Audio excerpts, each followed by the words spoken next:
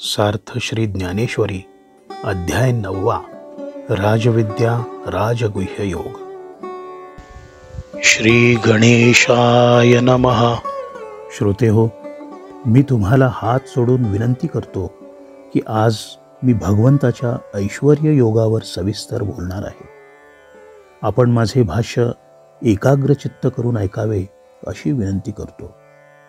मी तुम्हाला प्रतिज्ञापूर्वक सांगतो की तुम्ही सर्व सुखे प्रत्यक्षात अनुभवू लागाल याची मला खात्री वाटते। रंध्रारंध्रांची कर्णेंद्रिय करून तुम्ही माझे बोलणे फक्त ऐका, एवढेच माझे तुम्हाला सांगणे आहे। श्रोते हो, तुम्ही जाणकार आहात, सर्वज्ञ आहात याची मला जाणीव आहे। तुम्ही एकाग्रचित्त करून ऐका हे मी तुम्हाला अहंकाराने किंवा प्रौढीने म्हणालो नाही, तर मी केवळ तुमच्याशी सलगी करीत हे सर्व बोललो। मी केवळ विनंती केली की माझ्या बोलण्याकडे कौतुक भारले लक्ष पुरवावे। खरे सांगायचे तर तुम्ही माझी ऐश्वर्य संपन्न माहेरे आहात। हट्टांचे सुद्धा हट्ट पुरवावेत एवढे तुम्ही समृद्ध आहात। मनोरथांचे मनोरथ पूर्ण करू शकाल एवढे तुम्ही श्रीमंत आहात हे मला खरेच ठाऊक आहे। तुमची नजर कृपेने भारलेली आहे। नजरेमध्ये असा काही ओलावा ओसंडून वाहतो आहे की या कृपा भारल्या ओलाव्याने प्रसन्नतेचे मळे बहरून आले आहेत। तुमच्या नजरेत असा काही चांदण गारवा आहे की थकलेला मी इथे लोळण घेत आहे। प्रभू, तुम्ही सुखामृताचे अथांग डोह आहात। या डोहात मी मनसोक्त पोहतो आहे।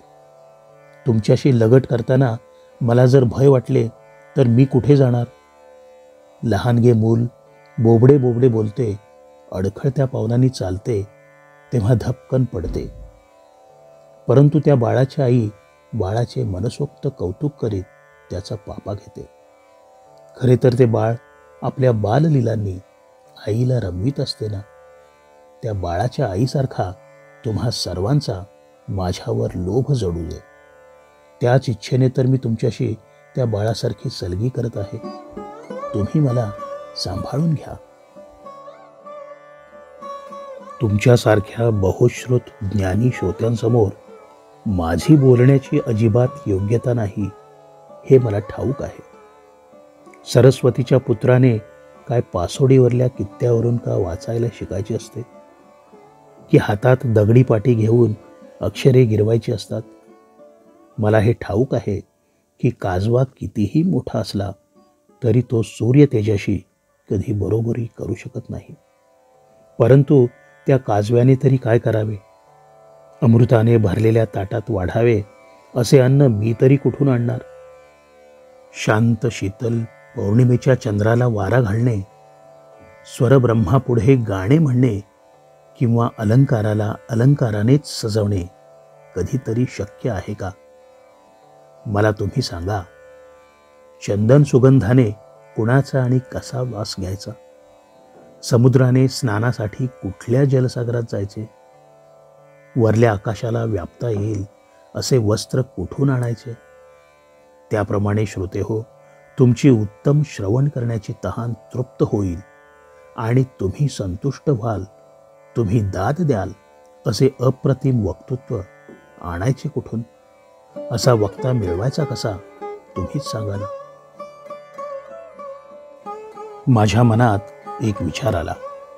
संपूर्ण विश्वाला आपल्या तेजाने उजळवून टाकणाऱ्या सूर्याला हातातल्या निरांजनाने उवाळू नये काय? की समुद्राला ओंजळभर पाण्याने अर्ध्य देऊ नये काय? सद्गुरू राया, तुम्ही महेशाचे अवतार आहात। मी असमर्थ तुमची मनापासून पूजा करतो आहे। माझ्यापाशी वाहायला बेल नाही म्हणून मी 3 पर्ण असलेल्या निर्गुडीने पूजा करतो आहे। ती आपण स्वीकाराल ना? मूल आपल्या वडिलांच्या ताटात जेवायला बसते आणि त्यांच्याच ताटातला अन्नाचा घास वडिलांना आपल्या पिटुकल्या हाताने भरवते। वडीलसुद्धा मोठ्या प्रेमाने बाळाच्या हातातला घास भरवून घेतात। त्याप्रमाणे बालबुद्धीने मी तुम्हाला उद्देशून जरी अघळपघळ बोललो तरी तुम्ही संतोषच मानाल, कारण तुमच्या माझ्यावरील प्रेमाची जातच तशी आहे. ही आपुलकी तुम्हा संत हृदयी श्रेष्ठ श्रोत्यांमध्ये एवढी ओतप्रोत भरलेली आहे की मला तुमचे लेकरू मानता आणि केवळ मोहाने मला आपले मानता. माझ्या लढिवाळपणाचे तुम्हाला ओझे वाटत नाही. वासरू गायीच्या स्तनाला झोंबते, ढुसणी देते, त्यामुळे गायीला अधिकच पान्हा फुटतो. ज्याच्यावर आपले अतिशय प्रेम असते तो रुसला की आपले प्रेम आणखीनच उफाळून येते. श्रोते हो, मी तर तुमचे लहानगे बाळ आहे. माझ्या बालबुद्धीच्या बोलण्यामुळे तुमच्यातले सुप्त मायाळू विश्व जागे झाल्याचे मला जाणवले आहे. म्हणून मी हे सर्व बोलण्याचे धाडस करतो आहे. मला सांगा, चांदणे काय अढीत घालून पिकवावे लागते की सोसाट्याच्या वाऱ्याला कधी गती द्यावी लागते? तुम्ही मला सांगा, आकाशाला गवसणी कधीतरी घालता येईल का? पाणी कधी पातळ करावे लागते का? अहो, ते पातळच असते. लोण्याला कधी रवीने घुसळावे लागते का? दह्याला रवीने घसळून लोण्याचा गोळा काढता येतो. तसे तुम्हा सर्व संत मंडळींचे दर्शन घेता क्षणी माझे शब्द बाहेर उमटतच नाहीत. परब्रह्माचे वर्णन करायला असमर्थ ठरल्यावर शब्द कुंठित झाल्यामुळे वेद जसे मंचकावर निद्रा घेत स्वस्थ बसले, तो गीतेचा अर्थ मी मराठी भाषेमध्ये काय सांगणार? तरीही मी गीतेवर धिटाईने भाषण करतो आहे, कारण मी तुम्हा संतांना प्रिय व्हावे, आवडता व्हावे असे मला वाटते.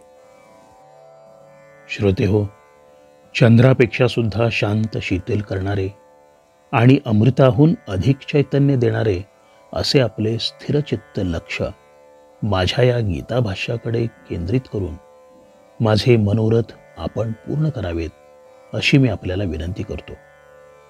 त्याचे कारण असे की तुमच्या कृपादृष्टीचा वर्षाव माझ्यावर सुरू झाला की गीतार्थाला प्रकट करणारी प्रज्ञा माझ्या बुद्धीमध्ये स्फुरू लागते. परंतु तुम्ही जर उदास झालात तर माझ्या अंतःकरणात उमलून आलेला ज्ञानाचा कोंब सुकून जाईल. एक लक्षात घ्या की तुम्ही माझ्या बोलण्याकडे लक्ष पुरविलेत की माझ्या वक्तृत्वाला बहर फुटतो. मुखातून प्रकट होणाऱ्या अक्षर शब्दांना सिद्धांताची पालवी फुटते, अर्थ विस्तारत जातो. मी तुम्हाला मनापासून सांगतो, अर्थपूर्ण शब्दाची वाट न पाहता आशयच दुसऱ्या आशयाला जन्म देतो. बुद्धीमुळे प्रज्ञेचे अंकुर फुटतात आणि भावार्थ अलगदपणे उमलून येतो. तुमच्या माझ्यात संवादाचा अनुकूल वारा वाहू लागला की माझे हे हृदयाकाश वाङ्मयाने भरून येते. सांगायचा मुद्दा असा की श्रोता आणि वक्ता यांचे मनोमिलन झाले की वक्ता उमलून येऊन बोलू लागतो. परंतु श्रोता जर उदास असेल तर वक्त्याचे बोलणे खुंटते, वक्तृत्वाने सिद्ध झालेला रस ओहोटू लागतो. पौर्णिमेच्या चांदण वर्षावात चंद्रकांतमणी पाझरायला लागतो, परंतु हे पाझरणे केवळ आकाशस्थ चंद्रामुळे घडते. त्याप्रमाणे वक्ता जेव्हा उत्तम बोलतो ते कौशल्य श्रोत्यामुळे घडते. म्हणून सांगतो की श्रोत्यांवाचून वक्ता कधी उमलूच शकत नाही. आम्हाला गोड करून घ्यावे अशी विनवणी तांदळाने कशाला करायची? कळसूत्री बाहुलीने सूत्रधाराची प्रार्थना कशाला करायची की आमच्याकडून उत्तम नृत्य करून घे? सूत्रधार काय बाहुलीसाठी तिला नाचवतो? तो आपली कला प्रकट करीत असतो. म्हणून मी कशाला तुमची आता विनवणी करू? यावर श्री निवृत्तीनाथ ज्ञानदेवांना म्हणाले, अरे तुला झाले आहे तरी काय, तुझी भावना आम्हाला समजली.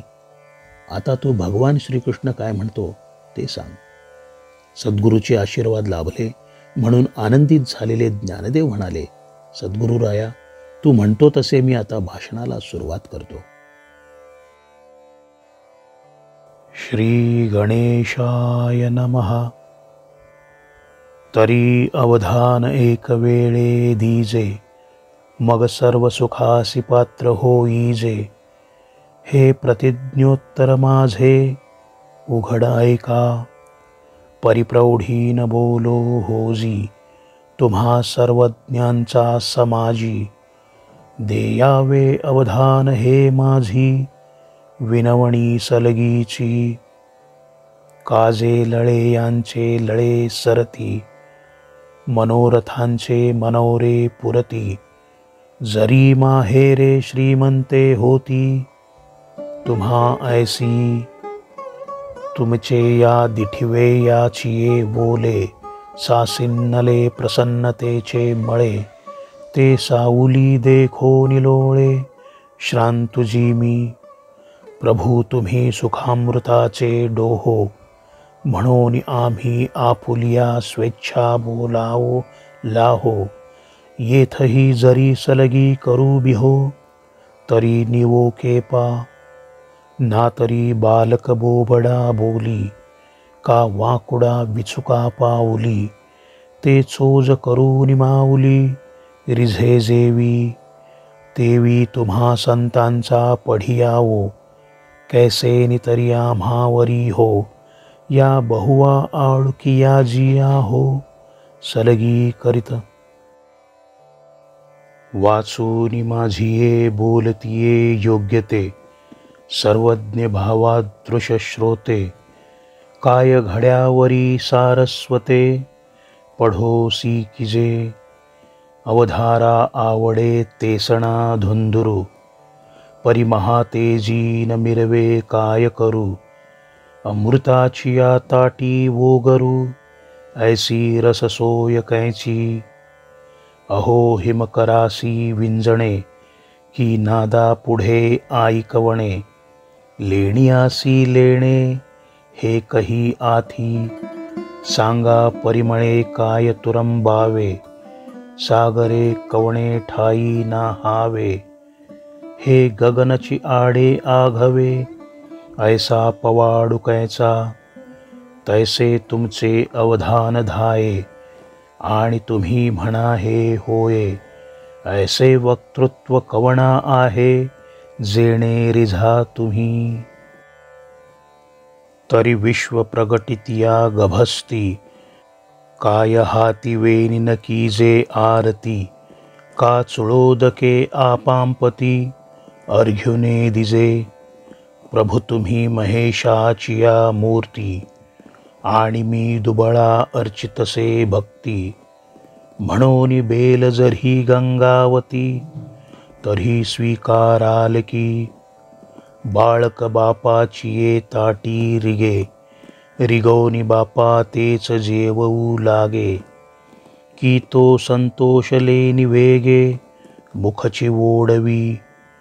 तैसा मी जरी तुम्हा प्रती, चावटी करीतसे बाळमती.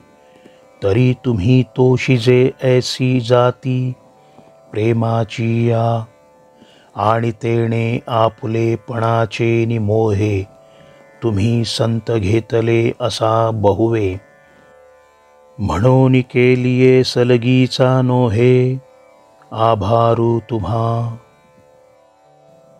अहो तान्ह्याची लागता झटे, तरी अधिकची पान्हा फुटे. रोषे प्रेम दुणवटे, पढियंत याचेनी. म्हणून मजले कुरवाचे निबोले, तुमचे कृपाळूपण निदैले. ते चेईले हे जी जाणवले, या लागी बोलिलो मी.